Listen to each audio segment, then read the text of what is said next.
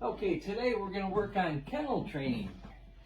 Here's Benny, my good boy Benny. Hi Benny, how are you? This is my youngest.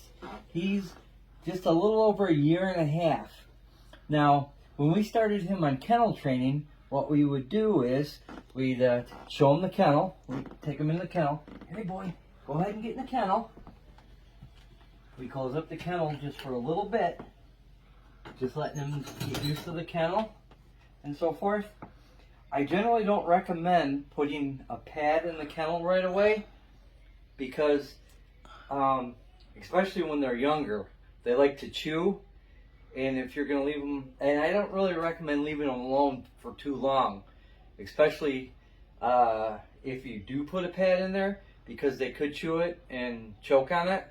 So I don't really recommend that. But I always say talk to your vet for best suggestions. Now that he's a little familiar with the kennel, I let him out and I go, come here boy, here, you want a treat boy? Here's a treat for Benny. Here boy, here's a treat for Benny. All right, let me hear you speak. Woof, woof, woof. I can't hear you, what? Woof, woof, good boy, woof, woof. All right, there you go. Okay, now,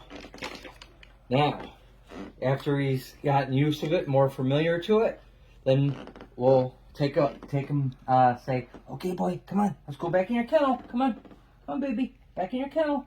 You should never really force him. Like right now, he's not acting like he wants to go in there, so I won't try to force him. I'll just kind of lead him towards her. Come on baby, come on, let's go in your kennel. Go in your kennel, baby. Good boy. Good boy. All right.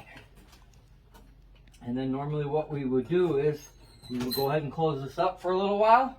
Now that he's familiar with the kennel, we'd go ahead and close this up for a while. We'd walk out, turn the light off, and then we would have left him in here for a while, maybe 10-15 minutes, letting him get familiar with the kennel, and then I'll get the treat ready. Then, after, he probably would have been laying down by now, after 10 or 15 minutes, let him out and say, what a good boy, huh? What a good boy, yes. Okay, sit, buddy, sit. Okay, woof, woof, woof. I can't hear you, what? Woof. Good boy. There you go. And then just repeat for longer periods of time. After he does get a little older, talk to your vet and find out if it's okay to put like a blanket or a cushion or something in there with him or her.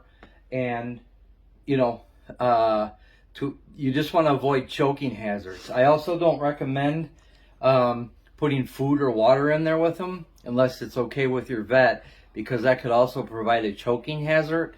And if you're going away for a couple hours, you don't want to come home and find out that your dog is choked on something.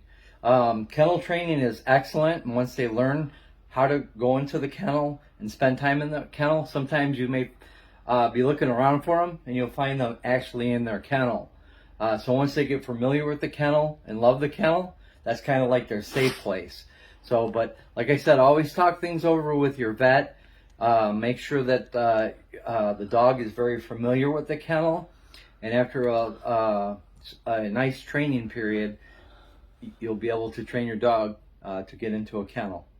Thank you so much for watching this video. Mahone33 saying,